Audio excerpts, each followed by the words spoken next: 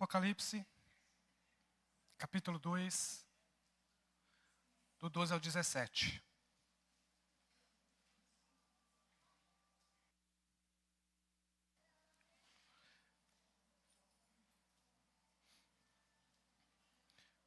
Diz assim: Carta à igreja de Pérgamo. Ao anjo da igreja em Pérgamo escreva: Estas são as palavras daquele que tem a espada afiada de 2 gumes. Sei onde você vive, onde está o trono de Satanás.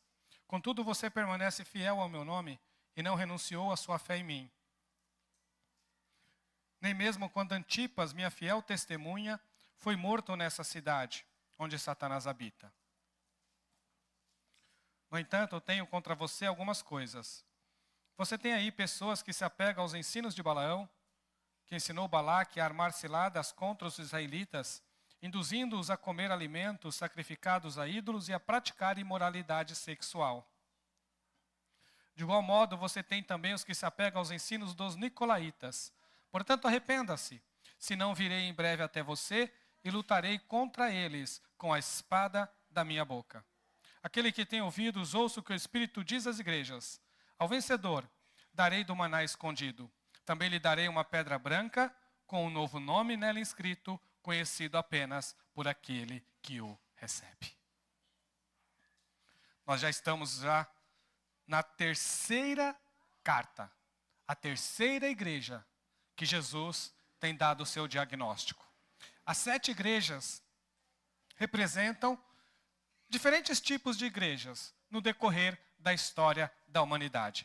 Nós temos igrejas como a de Éfeso, igrejas sérias, igrejas rigorosas, igrejas que não se deixam levar por qualquer ensino, igreja que não tolera nenhum tipo de heresia. Aliás, uma igreja que não tolerou o ensino dos nicolaítas, a igreja de Éfeso.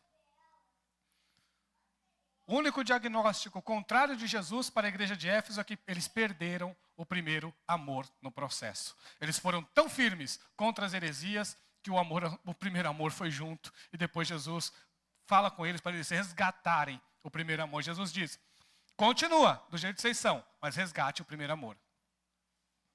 A igreja de Esmirna foi uma das 2 igrejas a quando Jesus faz o diagnóstico, quando Jesus olha para essa igreja, não faz nenhum tipo de repreensão.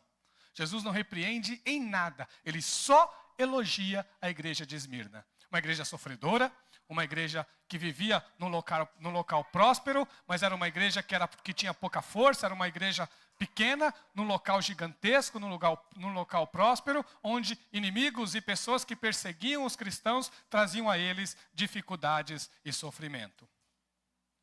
Mas que tipo de igreja Pérgamo é? Agora é a terceira. Lembrando que o Apocalipse foi levado para essas igrejas, que são os destinatários do Apocalipse. E lembrando mais uma vez, que não são simples cartas. Não são simples cartas. São mensagens proféticas de Jesus para a igreja dele. Todas as 7 igrejas pertencem a Jesus. Todas elas são olhadas por Jesus. Todas elas são observadas por Jesus. Todas elas têm o seu anjo mensageiro. Todas elas são representadas por Deus pelo seu anjo representante. Mas todas elas tiveram de Jesus um diagnóstico. Todas elas tiveram de Jesus uma mensagem profética.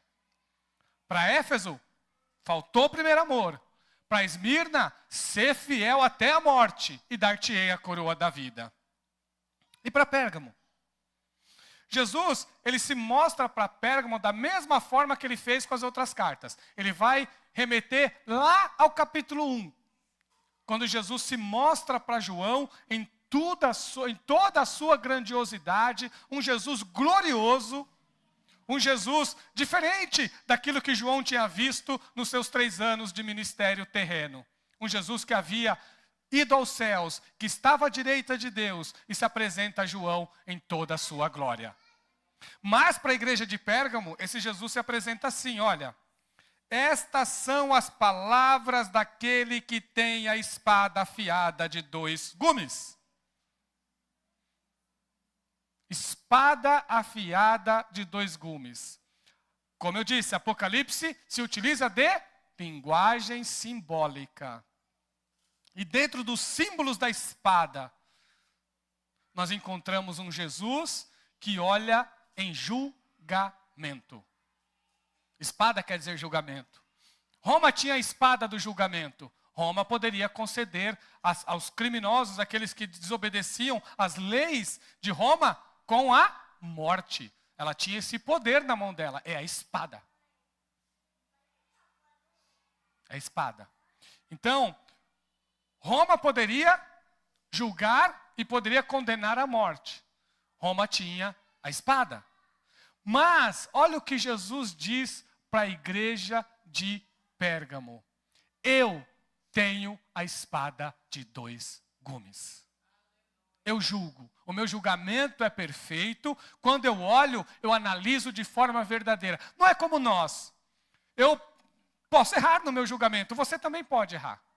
É por isso que Jesus sempre orienta a nós tomar muito cuidado com o julgamento. Por quê? Porque vocês não têm todos os lados. Você não sabe tudo. Eu não sei tudo. Então nós podemos errar. Quem nunca viu uma reportagem de uma pessoa que havia sido preso ou presa e ela passou alguns anos na cadeia e depois descobre-se que ela era inocente? Inclusive, no domingo passado, a missionária Laide contou um caso de uma irmã que acabou sendo presa e ela deixou bem claro para a irmã Laide: olha, eu sou inocente. E a irmã Laide contou o testemunho dela. Ela falou: e eu vou provar minha inocência, mas enquanto eu estiver aqui, eu vou falar de Jesus para as pessoas que estão aqui. Então, o Estado erra? Erra. O Estado erra. Pode acontecer, não quer dizer que ele erra sempre, mas de vez em quando ele erra. Então é muito comum, né, nós encontrarmos em qualquer país do mundo, nós encontrarmos, inclusive no Brasil, pessoas que de alguma forma estavam no lugar errado na hora errada, acabou alguma câmera pegando pela metade, né, algo que foi suspeito, e essa pessoa acabou sendo presa. E depois descobre-se que ela era inocente. Então nós erramos no nosso julgamento. É por isso que Jesus fala: não julgueis para que não sejais julgados. Isso não quer dizer que nós somos proibidos de fazer diagnóstico. Ele não está proibindo de julgar, ele está falando: ó, toma cuidado. Toma cuidado. Sempre, irmãos, que vocês forem dar um diagnóstico, vocês querem dar um diagnóstico, qual é a dica que eu dou? Olha tudo. Ouça todos os lados. Você já pensou, eu como pastor da igreja, o irmão vai contar uma dificuldade no casamento e eu só lembro do irmão, esqueço que tem uma esposa lá também e não vou escutar a esposa? Olha o problemão que já seria. Não é isso? Não, você tem que ouvir todos os lados. Você tem que esperar. Estou do seu... Não, você não pode, ninguém pode fazer isso. Eu estou do seu lado. Não, tem que ouvir tudo, tem que esperar, tem que dar tempo. Então, irmãos, as coisas são devagar. As coisas acontecem devagar. Nós precisamos, na hora de fazer um julgamento, principalmente vocês, quando nós formos fazer algum tipo de julgamento, toma cuidado com a forma como você vai falar, porque nós corremos o risco de cometer uma injustiça. Então, a melhor é assim: se não tem necessidade, não é grave, nem julga. Se é uma coisa que precisa, então pensa, olha todos os lados da questão, observa tudo, né? Coloca em xeque o seu próprio julgamento, espera e depois você vai descobrir se você está certo ou se você está errado. Se o que você está falando tem propriedade ou não. Não é o caso de Jesus, porque Jesus conhece até segredo de coração. Até aquilo que está lá no íntimo das pessoas ele conhece. Então ele conhecia cada coração de cada pessoa da igreja de Pérgamo. Assim como ele conhece cada um dos nossos corações. Então, quando ele diz que ele está fazendo um julgamento na igreja, então ele sabe o que ele está falando. Ele não vai errar, não vai haver injustiça lá. E aí ele vai dizendo, primeiro, quando Jesus vai fazer o diagnóstico para a igreja de Pérgamo, a primeira coisa que ele faz é olhar e falar palavras de recomendação. Quais são os elogios? A igreja de Pérgamo tem. Graças a Deus por isso. Quais são os elogios da igreja de Pérgamo? O que eles tinham de bom? Então Jesus não vai chegar para eles. Você já pensou, Jesus já chega só descendo a lenha neles? Não, Jesus não é assim não, gente. Jesus não é carrasco não. Jesus ele olha todos os lados. Nós às vezes erramos, mas Jesus não. Jesus conhece tudo. Passado, presente, futuro. íntimo do coração, intenções, tudo isso Jesus conhece.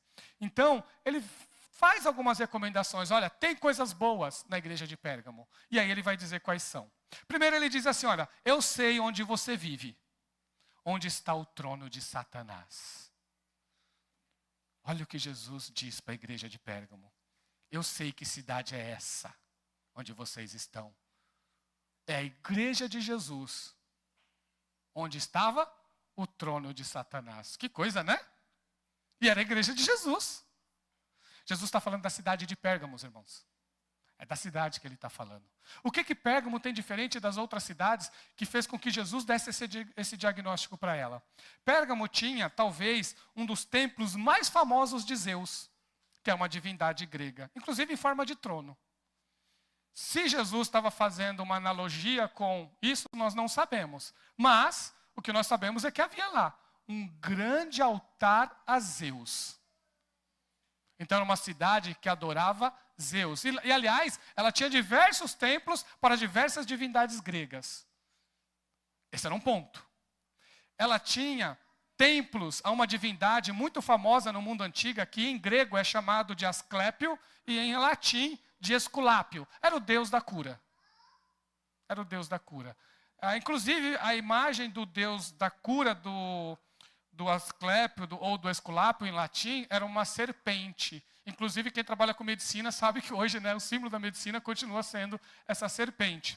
Né, se remete a essas divindades antigas. Lá havia um grande templo a essa divindade, onde pessoas faziam rituais mágicos e dentro desses rituais mágicos elas eram curadas. E o mais sério de todos, era a capital da província romana da Ásia. E foi a cidade que fez o primeiro templo de adoração ao imperador. E o livro de Apocalipse, ele fala muito dessa adoração ao imperador. Nós vamos falar da adoração ao imperador até o final do Apocalipse, porque o João, ele vai citar muito isso no seu livro. Vamos pensar assim, era o grande poder. Qual era o grande poder que fazia a igreja sofrer no primeiro século, que fez com que João escrevesse o Apocalipse? Era o Império Romano. Esse era o grande poder. Era o império do mundo. E qual era o grande problema para o cristão que o Império Romano exigia? Adoração ao imperador. Pelo menos, irmãos, no mínimo, todo cidadão, todo mundo que estava dentro vamos dizer assim, das fronteiras do império, tinha essa obrigação, nem que seja uma vez no ano. Ele tinha a obrigação de ir uma vez lá no templo de adoração ao imperador, colocar um incenso e adorar o imperador. Eu disse para vocês num dos sermões que o grande problema do Domiciano, que era o imperador que reinava na época, ele queria fazer isso já na vida dele. Ele não queria esperar nem morrer. Ele queria ele em vida ser adorado como uma divindade. Roma tinha a tendência de fazer isso mais quando as pessoas morriam. Nero também gostava disso. Mas o Domiciano foi o que mais pensou que queria ser chamado de Senhor e Deus pelas pessoas. Então ele tinha isso no final do seu governo. Então o que Jesus viu dessa cidade? Uma cidade que tinha lá pelo menos no mínimo três templos de adoração ao imperador. E o cristão não ia nem um dia sequer queimar incenso ao imperador. E isso trouxe sofrimento para eles. Porque eles poderiam perder privilégios, eles poderiam ser considerados traidores do império. E traição é punido com o que no mundo antigo, gente? Morte. Morte. Quando as pessoas não iam, Roma até não esquentava, nem esquentava. Falou assim, se você for lá uma vez por ano, você pode adorar Zeus, você pode adorar quem vocês quiser. Vocês têm que ir lá uma vez por ano, porque é uma demonstração de lealdade ao Estado. Então, para vocês saberem, Roma era o Estado, mas ele era tratado como uma divindade. Queria ser tratado como um Deus pelos seus súditos. E os cristãos não iam no templo fazer nenhum tipo de adoração. Então, muitos deles foram considerados traidores. Então nós tínhamos adoração a Zeus, adoração às divindades da cura, adorações e o principal de todas, que provavelmente é disso que João está falando. Pelo menos os especialistas preferem dizer, olha, o mais grave era o templo, a adoração ao imperador. Um templo a César, o primeiro templo a César foi lá. E várias cidades disputaram. Todo mundo queria fazer o seu templo, porque afinal de contas dava status social e status político. Éfeso disputou. As cidades da Ásia disputaram, mas o imperador falou assim, não, quero em Pérgamo. Pérgamo venceu. Então, uma cidade muito bem estruturada. Pérgamo tinha uma coisa boa em Pérgamo, que tinha uma biblioteca de 200 mil volumes. A segunda maior, só perdia para Alexandria. Essa parte eu gosto, vocês viram dando risada, né? Eu iria para essa biblioteca se eu morasse no primeiro século. Pelo menos lá eu iria. No templo eu não iria não, então talvez eu não tivesse o direito de ir na biblioteca. Você pede privilégios por você não adorar o imperador. E quando Jesus dá o diagnóstico para a igreja de Pérgamo, e ele olha tudo isso que havia lá, ele falou assim, olha, aí está o trono de Satanás. Isso é importante vocês saberem. Irmãos, às vezes a gente olha assim, mas é só uma questão cultural. Mas isso é só política. Se é contra Cristo, é demoníaco. Guarde isso, tá? O poder por trás de Roma era Satanás. O poder que fazia com que Roma perseguisse os cristãos, a influência vinha de Satanás. Havia sim um poder espiritual por trás de Roma. E esse poder espiritual, no Apocalipse, na palavra de João, na palavra de Jesus para João, era Satanás. Ele é o maior inimigo da igreja. Ele é o maior inimigo do cristão. Irmãos, nossa luta não é contra carne e sangue. Nossa luta é contra as potestades do ar. Nossa luta é contra as forças do mal. Nossa luta é contra Satanás. E a igreja de Jesus é poderosa e vencedora quando ela permanece fiel.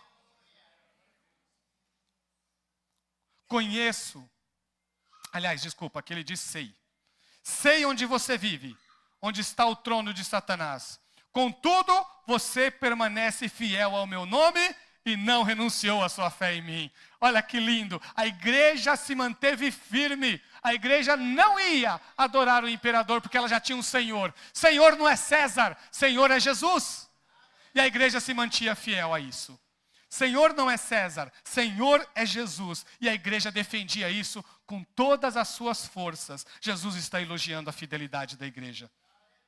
Será que quando Jesus olha para nós, ele vê fidelidade? Como isso é importante. Será que ele vê integridade em nós? É uma pergunta que nós temos que estar se fazendo todos os dias. Quando você tem uma oportunidade, quando você tem uma decisão para tomar, se essa decisão honra Jesus ou não honra Jesus, qual lado você tem ido? A igreja de Pérgamo ia para o lado de Jesus. A igreja de Pérgamo não cedia às pressões. E não ceder essas pressões, nesse caso, não era de todos, era de parte da igreja. Trouxe para eles dificuldade. E tem uma pessoa lá, um membro da igreja, deu seu testemunho, deu talvez o testemunho mais poderoso de fidelidade e de integridade a Jesus. E ele foi citado por Jesus. Eu não vi, a tradição da igreja não consegue explicar, porque ninguém sabe direito quem é. Ninguém sabe. Alguns historiadores tentaram contar, o Eusébio tenta contar, mas eles contam assim de uma forma tão simples, que até nós que pesquisamos, falamos assim, não, ele não disse quem é, não sabe. A verdade é assim, sabe o que a gente, no final das contas, nós não sabemos quem é. Essa que é a questão. Olha o que ele diz aqui. Contudo, você permanece fiel ao meu nome e não renunciou à sua fé em mim. Nem mesmo quando Antipas, minha fiel testemunha, foi morto nessa cidade onde Satanás habita. Antipas. Quem é Antipas, gente? Eu não faço ideia. Mas eu sei que Jesus sabe quem é. E é isso que vale, não é? Ele sabe quem é. O que eu sei é que ele era fiel. O que eu sei é que ele era íntegro. O que eu sei é que ele não se dobrou ao Império Romano. O que eu sei é que ele foi um verdadeiro mártir pela fé. Talvez vocês não saibam, mas a palavra mártir, em grego, nós traduzimos por testemunha na Bíblia. Quando a Bíblia diz assim, olha, vós sois minhas testemunhas, ela está dizendo, vós sois mártires. Mártir acabou ganhando a conotação de quem morre por Jesus. Depois ela acabou sendo transliterada para o português como aquelas pessoas que dão a sua vida pela fé. Tamanha a importância do testemunho. Então a palavra na Bíblia para testemunho não quer dizer simplesmente falar. Eu vou falar de Jesus. Isso é testemunho? Isso é, mas é só isso? É você viver a fé cristã com integridade e, se necessário, assim como Antipas, morrer pela sua fé. Antipas não foi conhecido de muita gente, mas ele está lá, na presença de Deus. E foi citado por Jesus, gente. Ser citado por Jesus, que é honra maior que essa. Foi citado por Jesus como minha fiel testemunha. Para o Império Romano, foi só mais um que morreu. Para Jesus, foi minha fiel testemunha. O mundo não foi digno de Antipas. Foi morto nessa cidade onde Satanás habita, onde está o trono de Satanás. Uma cidade próspera, uma cidade corrupta, uma cidade que perseguia os cristãos, uma cidade que tinha todos os atrativos que o mundo oferecia. Ah, lá isso tinha, e tinha muita coisa.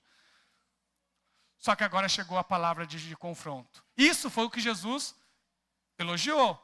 Jesus, olha, é isso. Vocês são fiéis.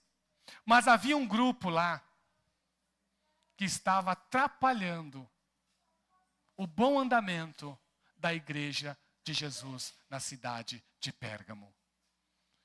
E Jesus viu. E Jesus sabia. E Jesus estava olhando. E Jesus estava observando. Mas qual foi então a confrontação de Jesus? Quando Jesus fez o diagnóstico para Pérgamo, o que ele falou? Olha o que ele diz. No entanto, tenho contra você algumas coisas. Você tem aí pessoas que se apegam aos ensinos de Balaão, que ensinou Balaque a armar ciladas contra os israelitas, induzindo-os a comer alimentos sacrificados a ídolos e a praticar imoralidade sexual. De igual modo, você também tem os que se apegam aos ensinos dos nicolaítas. Tem uma história, eu não sei em que cidade que foi, eu não sei dizer para vocês em que cidade que isso aconteceu, mas retrata bem o que eu vou falar agora. É uma história real, de uma mulher que resolveu criar na sua casa um bichinho de estimação, uma jiboia. Vocês já imaginam, né? Meu bichinho de estimação, a minha jiboia, e foi cuidando, e a jiboia crescendo. E foi cuidando, dava leite, enfim, eu não sei o que a jiboia come. Né? Ou bebe, né? Melhor, ou bebe, come, né? Ou bebe. E aí foi criando. E essa cobra cresceu. Num determinado dia, a cobra foi fazer um carinho nessa mulher. E sabe como que é o carinho da cobra? Ela foi enrolando. E a mulher deixou. Afinal de contas, era o meu bichinho de estimação. E ela foi enrolando. Ela foi enrolando. Ela foi enrolando, até que uma hora ela enrolou bastante, aí a senhora percebeu, isso aconteceu, viu gente? Isso é real, tá? A senhora percebeu que a cobra começou a forçar, e ela percebeu que ela ia ter um problema sério. Aí ela estava na cozinha, ela pegou a faca, começou a furar essa cobra, mas enfim, acabou não dando certo. Quando chegaram na casa da mulher, a mulher estava morta, né? E a cobra estava ferida no outro canto da casa. Por que acontece? Por que, pastor, você conta essa história? Vocês perceberam? Estava brincando com fogo. Estava alimentando coisas que não se deve alimentar. Era isso que estava acontecendo. Só para vocês entenderem. O que estava acontecendo lá na igreja de Pérgamo? Eles estavam vendo ensinos heréticos, práticas pecaminosas, e ele simplesmente estava transigindo. Falou, olha, não é nada demais não. Isso que estava acontecendo lá. E as coisas foram. E Jesus olhando, olha o que ele diz aqui. Olha o que ele diz. Tenho contra você que tem pessoas no meio de vocês que se apegam aos ensinos de Balaão. O que Balaão fez? Só para vocês terem ideia. Balaão é um falso profeta. Tá? Tem gente que pensa que Balaão era profeta de Deus. Balaão nunca foi profeta de Deus. Balaão sempre foi um falso profeta. A história de Balaão, lição de casa. Pastor, tem lição de casa? Tem. Números 22 até Números 25. É só vocês lerem. Tá bom? Números capítulo 22 ao capítulo 26. Tem a semana inteira para vocês lerem. Tá bom? 22, 23, 24, 25. 4 capítulos, é rápido. Vocês vão conhecer a história do começo ao fim. Eu não posso contar aqui por causa do tempo. Balaão era um falso profeta e ele foi contratado por Balaque para amaldiçoar Israel. Porque Balaque acreditava que se Israel fosse amaldiçoado, eles venceriam a guerra. Mas Balaão, que eu não sei explicar por quê, de alguma forma ou de outra, Deus interviu. E Balaão percebeu essa intervenção de Deus. Deus mandou um anjo com uma espada. E esse anjo impediu que Balaão fosse a Israel para amaldiçoar. E a jumenta que ele estava andando viu. E ela empacava. E Balaão, sem entender o que acontecia, espancava a jumenta até que a jumenta foi e falou com ele. E ao falar com ele, ele percebeu que ele não conseguia amaldiçoar Israel. Então ele não amaldiçoou Israel. Ele acabou abençoando Israel. Aí você me pergunta, então ele é um profeta de Deus, porque ele... Não, gente, ele não é profeta de Deus. Ele foi impedido por Deus. Ele foi impedido pelo anjo do Senhor, senão ele ia morrer. Só que o Balaque não aceitou isso. Aí vocês têm que ir lá para o capítulo 25 para vocês perceberem. Aí o Balaque vai chegar, o Balaque não vai aceitar esse tipo de situação. Aí o Balaão dá a dica para ele. O Balaão falou, faz o seguinte então. Já que eu não vou poder amaldiçoar, tem um jeitinho que você pode conseguir perturbar o Israel. Pega as mulheres mais bonitas de Moabe e manda elas seduzir os israelitas. Quando elas fizerem a sedução, eles vão se casar com elas. Ao se casar com elas, eles vão se voltar para os nossos deuses. E eles vão abandonar o Deus de Israel. E você vai conseguir vencê-los. Quem deu esse conselho? Balaão. E quem aceitou? Balaque. E o que eles fizeram? Mandaram as donzelas lá. E elas seduziram muita gente de Israel. E o que aconteceu? Eles passaram a idolatrar. Olha o que está dizendo aqui. Vocês têm aí pessoas que se apegam aos ensinos de Balaão, que ensinou Balaque a armar ciladas contra os israelitas, induzindo-os a comer alimentos sacrificados aos ídolos e a praticar imoralidade sexual. Foi a estratégia que ele usou. E vou dizer uma coisa para vocês, funcionou. E é isso que estava acontecendo na igreja de Pérgamo. Irmãos, eu sempre tomo cuidado de trazer palavras de bênçãos para vocês. E eu sempre vou falar palavra de bênçãos. Mas eu não posso deixar de falar para vocês que quando nós brincamos com o pecado, quando nós tratamos o pecado com desdém, quando nós não levamos a sério o prejuízo que ele causa, nós só vamos ter atrasos na vida. A Bíblia diz que os nossos pecados fazem separação entre nós e Deus. Nós nos distanciamos de Deus pelos nossos pecados. Hoje, quando eu estava aqui preparando o sermão, a minha oração foi assim, Jesus, me perdoa. Me perdoa, Jesus, que os meus pecados não impeçam eu de pregar. Porque nem pregar você consegue. Porque se você tiver uma vida pecaminosa, você não prega direito.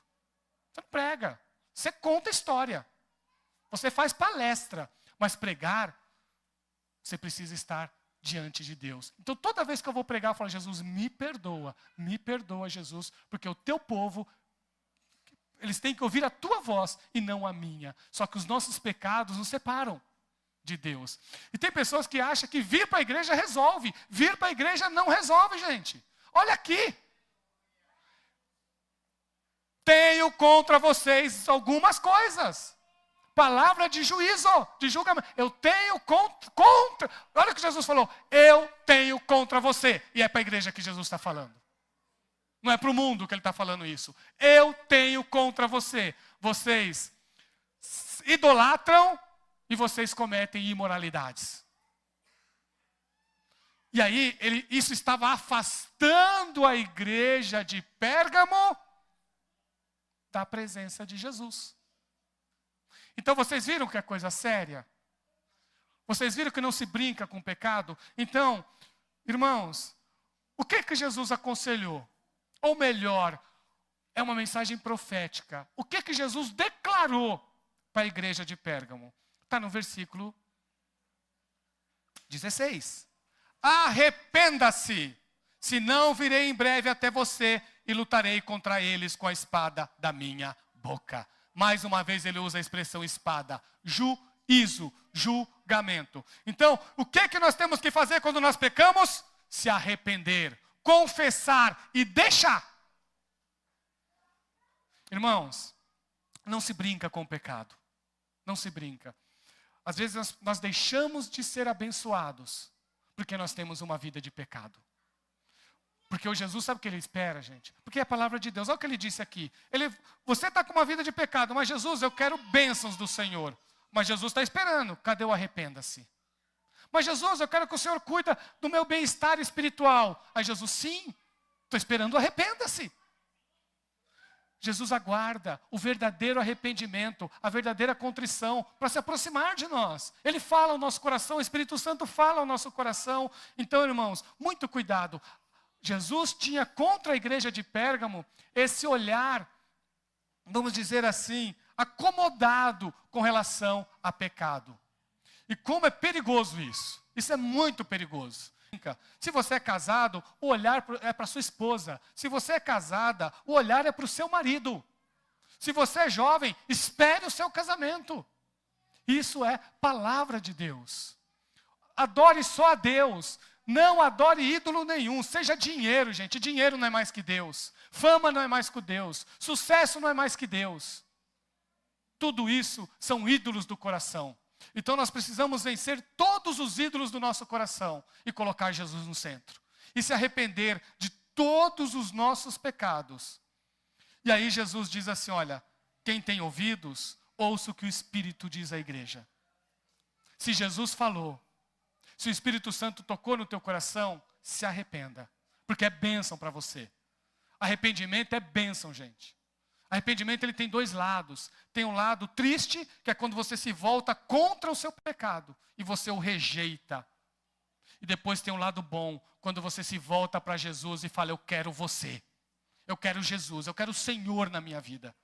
Então ela tem um lado negativo, mas ela tem um lado positivo. Ela tem um lado em que você chora, mas depois vem um lado em que você sorri. Onde a paz enche o seu coração. Eu já estou tendo experiências na minha vida de pastor, de pessoas que falam assim com um olhar triste, com uma vida difícil, e falam, pastor, olha... E ele fala isso, pastor, eu queria casar, porque eu já tive uma vida totalmente fora dos padrões de Deus, e hoje eu estou pagando o preço por causa disso. Então a gente vê como é importante nós estarmos na presença de Jesus. Como é importante, irmãos, o pecado fere. Fere. No momento ele é prazeroso. Eu posso dizer assim, o pecado, ele é atraente. Essa palavra eu posso dizer, mas ele não compensa. Lembrem disso, ele é atraente, mas ele não compensa. Porque o resultado lá na frente sempre será amargura, sempre será tristeza. Mas quando a pessoa se arrepende, aí a história muda. Aí a história muda. Aí Deus restaura essa pessoa na presença dele. E não tem nada mais importante do que ter vida restaurada na presença de Jesus. Quem tem ouvidos, ouça o que o Espírito diz às igrejas. Mas, se eles se arrependerem, se eles forem fiéis, se eles vencerem, Jesus disse para eles assim, olha, vocês vão se arrepender. Se vocês se arrependerem da idolatria, e se vocês se arrependerem da imoralidade, olha o que Jesus diz. E aí vocês vão ver se vale a pena ou não. Ao vencedor, darei do maná escondido. Também lhe darei uma pedra branca, com um novo nome nela inscrito, conhecido apenas por aquele que o recebe. Irmãos, sabe o que Jesus oferece? Um banquete espiritual na presença dele. Maná. O maná foi uma grande bênção que Deus deu para Israel quando estava no deserto. E ele disse para a igreja, se você vencer, você vai experimentar do maná celestial. Você vai ter um banquete comigo. Você vai ter um banquete comigo, com Jesus. Você vai se banquetear na presença de Jesus. Isso é para quem vencer. Então tem que se arrepender. Vale a pena, gente, vale a pena ser fiel. E Jesus continua dizendo assim, olha, eu vou te dar uma pedra branca. Eu não sei, gente, eu não sei se isso tem relação com a cidade de Pérgamo ou com a cultura. Mas, por exemplo, era muito comum você ir numa competição, você vencer aquela competição, você ia receber lá a coroa que a igreja de Esmirna apresenta, mas eles davam também uma pedra para você. Era uma forma de um símbolo e era a tua entrada para a festa dos vencedores. Então, para você comer o maná escondido, você vai ter que ter a entrada. E a entrada é a pedra preciosa, ou a pedra branca, como está citada aqui. É uma pedra. E o que estava escrito na pedra? O teu nome. O teu nome está lá. Primeiro o nome de Jesus, e depois o teu nome. Que nome é esse? É o nome que Jesus tem dado para você, que é a sua identidade, que te identifica como uma pessoa dele. É a marca de Jesus para você. É a marca de Jesus para quem é cristão. O novo nome que ele oferece para todo aquele que nele crê. Então, quem vencer, Jesus vai dar o maná escondido. Quem vencer, Jesus vai dar uma pedra branca. Quem vencer, Jesus vai dar um novo nome. Olha que coisa, é Jesus que faz isso. É Jesus, só Ele pode dar a você o maná escondido, o banquete celestial. Ele te dá a entrada, que é a pedra branca, e Ele te dá um novo nome. Te dá um novo nome, que te reconhece como um filho e uma filha de Deus. John Ross, quando nós falamos da reforma, eu vou terminar agora. Quando nós falamos da reforma, o John Ross, ele é uma pessoa que viveu antes. Todo mundo fala de Lutero, todo mundo fala de Calvino, mas o John Ross viveu 100 anos antes de Lutero, no final do século XIV e início do século XV. Ele foi o primeiro a questionar a corrupção que havia na instituição religiosa da época. Ele começou a falar contra a corrupção. Ele começou a falar contra a imoralidade. Ele começou a falar contra a venda de símbolos espirituais. E ele começou a ensinar que a igreja é a igreja de Jesus, que todas as pessoas que servem a Jesus são pessoas dignas, que todas as pessoas que servem a Jesus são pessoas honradas. Ele começou a ensinar isso, ele começou a questionar o poder religioso vigente na época, e ele passou a ser perseguido por causa disso. John Ross acabou provocando um problemaço lá, porque a região que ele morava era dominada por alemães. E ele começou a pregar sobre a seriedade da vida cristã e começou a receber apoio do pessoal que hoje seria chamada Tchecoslováquia, né, que era Boêmia no mundo antigo. E ele começou a receber o apoio das lideranças da Boêmia, mas as lideranças alemãs não gostaram nada e o Papa também não. Naquele período, tá? Por favor. E aí o John Ross foi levado para julgamento. Porque ele questionava a venda de indulgências, porque ele questionava a corrupção, porque ele questionava o pecado, ele pregava contra o pecado, ele pregava contra a corrupção, ele pregava contra a idolatria, ele pregava contra a maldade, e ele foi levado a julgamento. E mesmo com um documento de proteção, ele não conseguiu escapar da prisão. E ele ficou 7 meses na prisão para ser retratado. E ele foi até o fim, não se retratou. Ele acabou morrendo como herege.